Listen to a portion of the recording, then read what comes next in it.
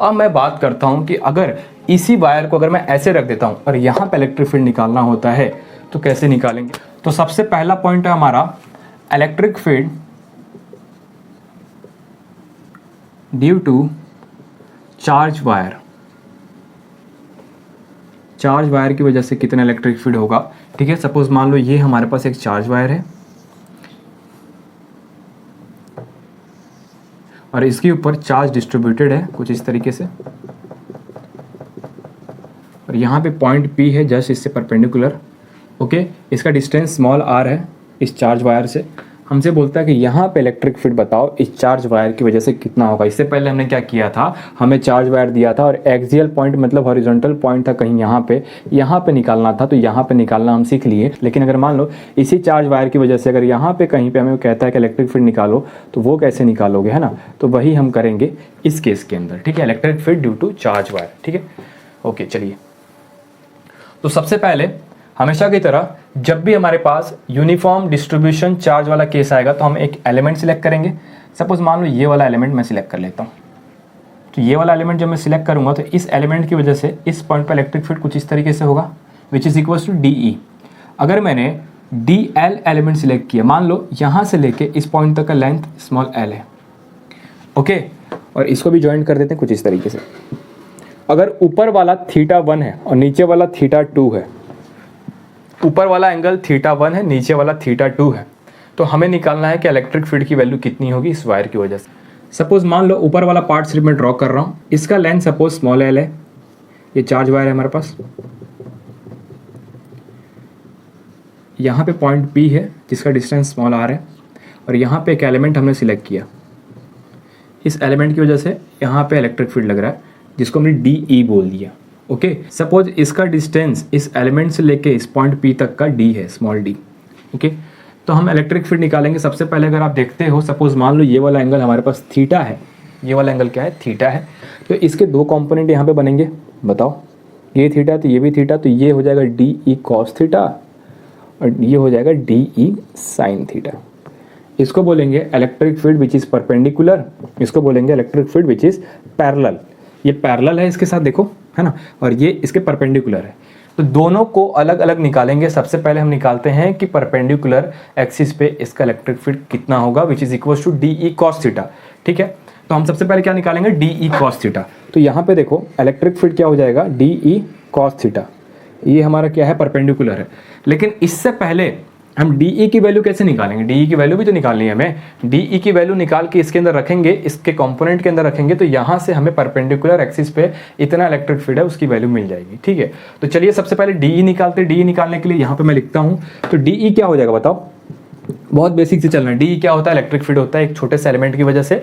तो अगर यहाँ पे एलिमेंट है और यहाँ पे इलेक्ट्रिक फील्ड निकालना है इस एलिमेंट की वजह से जिसका डिस्टेंस स्मॉल d है, तो क्या हो जाएगा बताओ, K dq अपॉन d का स्क्वायर। यही तो होगा, KQ अपॉन R स्क्वायर होता है। R मतलब डिस्टेंस इस पॉइंट से लेके इस एलिमेंट तक का स्मॉल d है, तो KQ अपॉन d स्क्वायर। ठीक है, अब देखिए, अब यहाँ पे हमें कुछ टर्म्स को कैंसिल आउट कराने के लिए कुछ वैल्यू निकालनी पड़ेगी। ठीक है, तो सबसे पहले लीनियर चार्ज डेंसिटी अगर मैं देखता हूँ इस एलिमेंट का लैम्डा इसके अंदर, तो अगर इसका लेंथ DL है, सपोज ये जो एलिमेंट हमने सिलेक्ट किया है ना, ये DL एलिमेंट है, तो इसके अंदर चार्ज क्या होगा, DQ होगा। तो इसका लीनियर चार्ज डेंसिटी क्या हो जाएगा, DQ अपॉन DL हो जाएगा। यहाँ से DQ की वैल्यू निकालो तो क्या हो जाएगा, DQ is equal to lambda into DL। यही तो होगा। ठीक है, तो DQ की जगह पे क्या रखोगे, लैम्डा इंटू DL रख दे, तो K lambda into DL divide by D का स्क्वायर। अब D कैसे निकालेंगे, D को भी तो हटाना है वहाँ से, तो cos थीटा की वैल्यू निकालोगे ना। देखो यहाँ पे cos थीटा की वैल्यू निकालते, cos theta is equal to क्या होता है, बेस अपॉन हाइपोटेनियस। तो बेस कितना है, R, हाइपोटेनियस क्या है, D। तो D को इधर लाओ, तो D इज इक्वल टू क्या हो गया, R अपॉन cos थीटा, और 1 अपॉन cos थीटा को मैं लिख सकता हूँ sec थीटा। बताओ कोई दिक्कत है, तो R sec थीटा लिख सकता हूँ। अब हमें D स्क्वायर निकालना है, तो दोनों साइड स्क्वायरिंग कर दो। ठीक है, जैसे D का स्क्वायर करोगे तो ये भी तो स्क्वायर हो जाएगा पूरा, दोनों side LHS equal to RHS, दोनों साइड स्क्वायर कर दो, तो D स्क्वायर की वैल्यू क्या आ गई, R square sec square theta.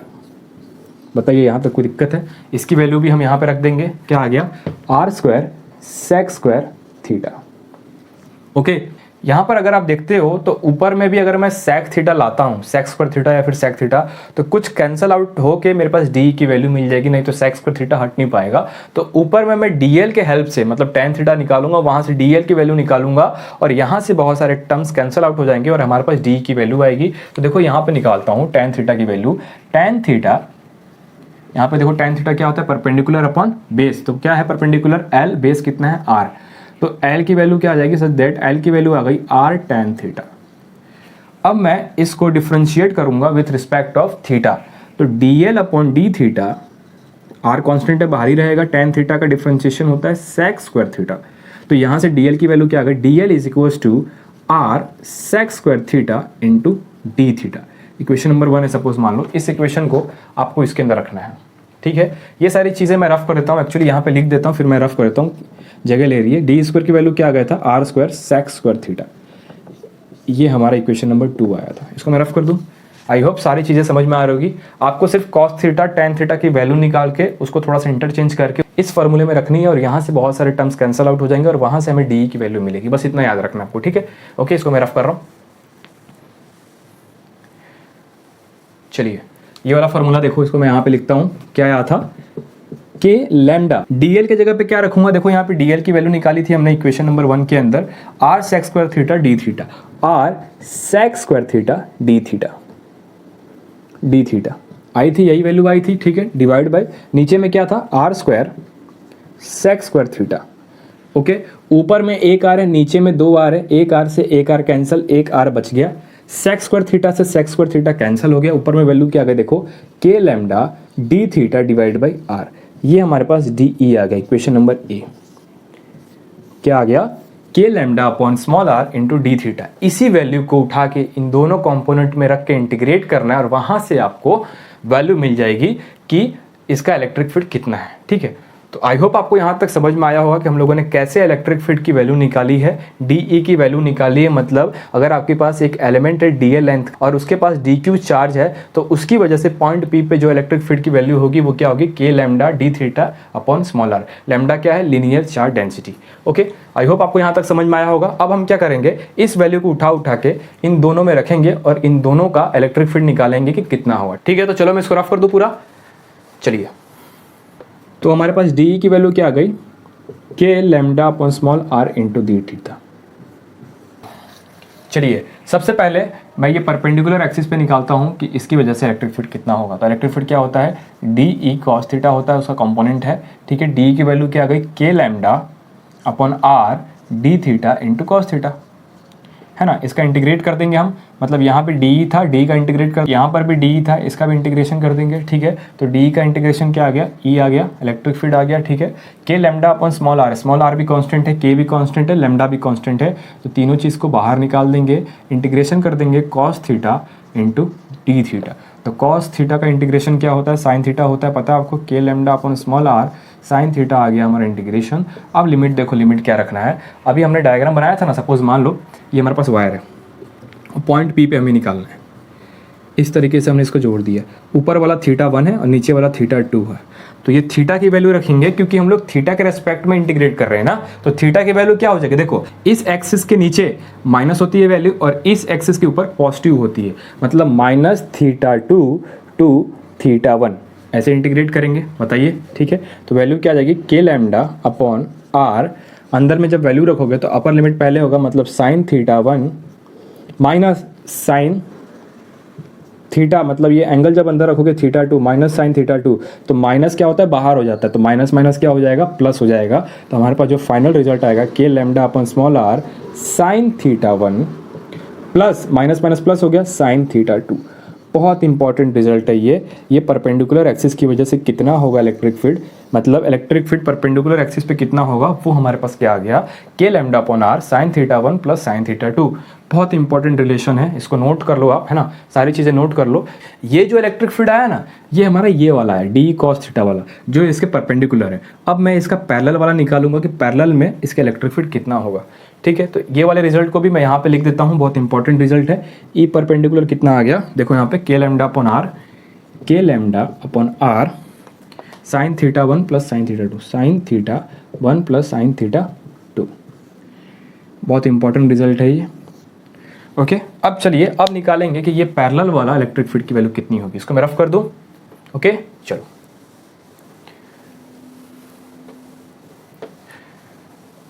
चलिए अब हम क्या करेंगे, अब हम इलेक्ट्रिक फील्ड निकालेंगे। क्या था हमारा, डी ई साइन थीटा वाला पैरेलल वाला, ठीक है। इसका भी लिमिट क्या होगा, -θ2 से लेके θ1 तक का लिमिट होगा, ठीक है। डी की वैल्यू क्या होगी, डी की वैल्यू बताओ। डी की वैल्यू निकाला था k lambda upon small r into D theta into sine theta. Sine theta था ही ना ऊपर, तो वो लिख दिया, और डी की वैल्यू जो हमारे पास आई थी वो हमने रख दिया, ठीक है। तो कांस्टेंट क्या है, k lambda upon small r, बाहर निकाल दूं, k lambda upon small r integration -θ2 to θ1, अंदर क्या बचा, sine theta d theta. Sine theta का इंटीग्रेशन क्या होता है, माइनस ऑफ कॉस थीटा। तो यहाँ पे मैं लिख सकता हूँ k lambda upon small r, integration करने के बाद क्या हो जाएगा, minus of cos theta, value रखोगे -θ2 θ1। ओके, जब आप इसको सॉल्व करोगे, इसके अंदर वैल्यू रखोगे तो क्या आ जाएगा, देखो k lambda upon small r, value रखो तो माइनस कॉस थीटा में जब θ1 की वैल्यू रखोगे तो क्या हो जाएगा, माइनस कॉस θ1 माइनस, और ये ऑलरेडी माइनस है तो माइनस माइनस क्या हो गया, प्लस हो गया। कॉस θ2 माइनस रखोगे तो एंगल अंदर में जाके पॉजिटिव हो जाता है, मतलब θ2। तो इसको मैं क्या लिख सकता हूँ, देखो k lambda upon small r, bracket में क्या हो जाएगा, कॉस θ2 माइनस कॉस θ1। ये हमारे पास आ गया पैरेलल इलेक्ट्रिक फील्ड जो इस वायर के पैरेलल है, ठीक है। क्या आ गया, cos θ2 माइनस cos θ1 अंदर ब्रैकेट में, यहाँ पे sin θ1 प्लस sin θ2 ब्रैकेट में, ठीक है। तो इसको मैं यहाँ पे लिख देता हूँ, इसके बाद कुछ क्वेश्चन सॉल्व करते हैं, कुछ केस को डिस्कस करते हैं, ठीक है। k lambda upon r cos θ2 minus cos θ1। आपको एक चीज़ का ध्यान रखना है इसके अंदर कि θ2 एंगल क्या है, इस एक्सिस के नीचे वाला एंगल, ये वाला, ऊपर वाला क्या है, θ1। इसको याद रखना है, उसके बेसिस पे ही हमने ये सारे डिराइवेशन किए हैं, ठीक है। ऊपर वाले को θ2 ले लोगे तो गलत हो जाएगा सब, θ2 नीचे वाला है, ठीक है। तो चलिए कुछ केस को डिस्कस करते हैं, कौन कौन से केस है इसके अंदर। ओके, तो चलिए इसको मैं रफ करता हूँ। आई होप आपने ये सारा नोट कर लिया होगा, नहीं किया तो स्क्रीनशॉट ले लो। सबसे पहले केस नंबर 1, अगर आपको इन्फिनाइट चार्ज वायर दे दिया कुछ इस तरीके से, इन्फिनाइट है ये पूरा, और कहता है पॉइंट P पे हमें इलेक्ट्रिक फील्ड निकाल के दिखाओ जो कि स्मॉल r डिस्टेंस है इस वायर से, इसके ऊपर चार्ज डिस्ट्रीब्यूटेड है। ओके, तो अब आप देखो ये इन्फिनाइट वायर है, तो अगर ये इन्फिनाइट नहीं था तो हम क्या करते थे, इस पॉइंट को मर्ज करते थे लास्ट पॉइंट से इस तरीके से, बताओ। ओके, अब ये आपके पास इन्फिनाइट वायर हो गया, मतलब ये जो लाइन मर्ज करते थे ये कुछ इस तरीके से बढ़ते जाएगा बढ़ते जाएगा बढ़ते जाएगा बढ़ते जाएगा, ऐसे कुछ बिहेवियर हो जाएगा लास्ट में, मतलब 90 डिग्री हो जाएगा इसका। आप समझ पा रहे हो इस चीज़ को, जितना ये आगे जाते जाएगा उतना ही ये एंगल बढ़ते जाएगा, और लास्ट इसका मैक्सिमम एंगल क्या हो सकता है, 90 डिग्री। तो 90 डिग्री पर ये एंगल हो गया। एज इट इज़ ऊपर भी देखोगे तो इन्फिनाइट जा रहा है, मतलब ये भी एंगल कुछ इस तरीके से बढ़ते जाएगा और ये 90 हो जाएगा, ठीक है। तो यहाँ पर अगर आप देखते हो तो इस पॉइंट के ऊपर हमारे पास एंगल क्या हो गया, देखो θ1 is equals to θ2 is equals to 90 degree. जब भी आपके पास इन्फिनाइट लाइन चार्ज होगा या फिर चार्ज वायर होगा तो उसकी वजह से एंगल कितना होगा, 90 डिग्री। दोनों एंगल 90 डिग्री कुछ इस तरीके से हो जाएंगे, ऐसे यहाँ पे 90 डिग्री बन जाएगा जब भी इन्फिनाइट लाइन चार्ज होगा। तो इस चीज़ को समझ पा रहे हो आप, ठीक है। तो अब इसकी वजह से इलेक्ट्रिक फील्ड निकालेंगे ना, तो क्या आएगा, देखिए इलेक्ट्रिक फील्ड निकालेंगे तो हमने यहाँ पे बात की थी एक एलिमेंट पे, पर यहाँ पे दो एलिमेंट है और ये दोनों सिमेट्री है ना। मान लो इसकी वजह से इलेक्ट्रिक फील्ड कुछ इस डायरेक्शन में लग रहा होगा, मैं मार्कर चेंज कर लेता हूँ। इसकी वजह से इलेक्ट्रिक फील्ड कुछ इस डायरेक्शन में लग रहा होगा और इसकी वजह से इलेक्ट्रिक फील्ड कुछ इस डायरेक्शन में लग रहा होगा। इसके भी दो कंपोनेंट होंगे, एक इधर और एक इधर, बताइए। और ये सिमेट्री है, दोनों सिमेट्री है, ऊपर भी सिमेट्री है नीचे भी सिमेट्री है। सपोज मान लो कि इस एलिमेंट की वजह से इलेक्ट्रिक फील्ड कितना होगा, DE मान लो, ठीक है। इस एलिमेंट से मान लो DE डैश मान लो, ठीक है। सपोज मान लो ये थीटा होगा तो ये भी थीटा ही होना चाहिए क्योंकि सिमेट्री है। हालांकि मैं यहाँ पे लिख के दिखाया हूँ आपको कि DE डैश होगा, पर ये भी इलेक्ट्रिक फील्ड सेम होगा बिकॉज सिमेट्री है, एंगल भी सेम है और इसका लेंथ भी पूरा इन्फिनाइट है, ऊपर भी इन्फिनाइट है, तो ये सेम होगा, ठीक है। तो मैं यहाँ पे थीटा लेके चल रहा हूँ। ओके, अब आप अगर इसका कॉम्पोनेंट निकालते हो दोनों का तो यहाँ पे क्या आ जाएगा, DE cos थीटा ऊपर की वजह से और इसकी वजह से भी DE cos थीटा। इसका कंपोनेंट क्या आ जाएगा, DE sin थीटा ऊपर वाले की वजह से और इसकी वजह से क्या आएगा, DE sin थीटा नीचे। तो आपको पता है दोनों सिमेट्री है, ऊपर भी D sine theta electric field है, नीचे भी D sine theta electric field है, एक दूसरे को कैंसिल कर देंगे तो सिर्फ हमारे पास हॉरिजॉन्टल मतलब परपेंडिकुलर वाला इलेक्ट्रिक फील्ड रह जाएगा। तो इसकी वैल्यू क्या हो जाएगी बताओ मुझे। देखो अगर मैं इसकी वैल्यू निकालूंगा तो ई परपेंडिकुलर की वजह से हमने क्या निकाला था, देखो यहाँ पे K lambda upon are sine theta 1 plus sine theta 2। Sine theta 1 कितना है, मतलब 90 डिग्री, साइन 90 प्लस साइन 90, दोनों का साथ में निकाल दिया, दोनों एंगल, यहाँ भी 90 और यहाँ भी 90 है। तो हमारे पास परपेंडिकुलर पे कितना आ गया, देखो यहाँ पे साइन 90 प्लस साइन 90 क्या होता है, मतलब 1 प्लस 1, और यहाँ पे K lambda upon small are था ही, तो 1 प्लस 1 2 हो गया, इंटू करोगे तो 2 के लैम्डा अपॉन आर। तो ये हमारे पास क्या आ गया, ये हमारे पास इलेक्ट्रिक फील्ड आ गया due to infinite line charge, मतलब इन्फिनाइट तक गया इसका लेंथ, तो उसकी वजह से इलेक्ट्रिक फील्ड सिर्फ और सिर्फ हॉरिजॉन्टल एक्स एक्सिस पे होगा। आई होप आपको ये केस नंबर 1 समझ में आया होगा। ठीक है, अब बात करते हैं केस नंबर 2 का। इसको मैं रफ कर दूं। ओके, चलिए रफ करते हैं। सबसे इंपॉर्टेंट फार्मूला यही है, दोनों को नोट कर लेना, ई परपेंडिकुलर और ई पैरेलल। ठीक है, बहुत इंपॉर्टेंट है। इसके अंदर एंगल रख के हम दोनों की वैल्यू निकाल सकते हैं। ओके, चलिए मैं इसको रफ कर देता हूँ, है ना। चलिए अब बात करते हैं केस नंबर 2। इसके अंदर एक वायर है जिसका लेंथ स्मॉल एल है। ठीक है, इसके ऊपर भी चार्ज डिस्ट्रीब्यूटेड है कुछ इस तरीके से। ओके, और मिड पॉइंट, मतलब यहाँ पे मिड पॉइंट है, यहाँ से स्मॉल आर डिस्टेंस पे एक पॉइंट पी है, यहाँ पे इलेक्ट्रिक फील्ड निकालना है। इस एल लेंथ वायर की वजह से कितना इलेक्ट्रिक फील्ड होगी। ठीक है, सबसे पहले हम क्या करते थे, हम यहाँ पे एलिमेंट सेलेक्ट करते थे, इसकी वजह से इलेक्ट्रिक फील्ड निकालते थे इस डायरेक्शन में, यहाँ पर भी इसकी वजह से इलेक्ट्रिक फील्ड इस डायरेक्शन में। अब आपको पता है कि अभी भी सिमेट्री है, मतलब ऊपर अगर L/2 लेंथ है तो नीचे भी L/2 लेंथ है, मतलब जितना इलेक्ट्रिक फील्ड यहाँ लगा रहा है उतना इलेक्ट्रिक फील्ड सपोज डी मान लो तो ये भी DE होगा, और ये दोनों का थीटा भी सेम होगा, ये थीटा अगर है तो ये भी थीटा ही होगा। इसका मतलब हम लिख सकते हैं θ1 is equals to θ2 is equals to theta. इसके अंदर दोनों थीटा सेम होंगे। ठीक है, तो अगेन आपके पास ये सिमेट्री है, मतलब जितना लेंथ ऊपर है उतना लेंथ नीचे है, तो यहाँ पे दो कंपोनेंट आएंगे, ये भी थीटा हो जाएगा, ये भी थीटा हो जाएगा, तो इसके दो कंपोनेंट क्या आ जाएंगे, देखो बताओ, इसके दो कंपोनेंट आ जाएंगे, एक आ जाएगा DE cos थीटा और ऊपर में आ जाएगा DE sin theta. As it is इसके भी आएंगे, यहाँ पे आ जाएगा DE cos थीटा और यहाँ पे DE sin थीटा। मैंने कहा दोनों का लेंथ सेम है, सिमेट्री है, तो क्या ये दोनों इलेक्ट्रिक फील्ड कैंसिल कर देंगे, एक दूसरे को अपोजिट डायरेक्शन में है, तो क्या बचा हमारे पास सिर्फ और सिर्फ हॉरिजॉन्टल डायरेक्शन में इलेक्ट्रिक फील्ड। तो इसकी वैल्यू कैसे निकालोगे, अगेन इसका यूज़ करेंगे, E perpendicular is equals to k lambda upon are sine theta 1 plus sine theta 2, ये फार्मूला है। तो यहाँ पर अगर आप देखते हो तो θ1 और θ2 की वैल्यू क्या है, थीटा है, तो मैं इसको हटा दूँ, थीटा लिख दूँ सिर्फ। ओके, तो ऊपर में क्या हो जाएगा, देखो K lambda upon small are sine theta plus sine theta होता है 2 साइन थीटा, इसको आप इंटू करोगे तो क्या हो जाएगा 2 K lambda sine theta upon are.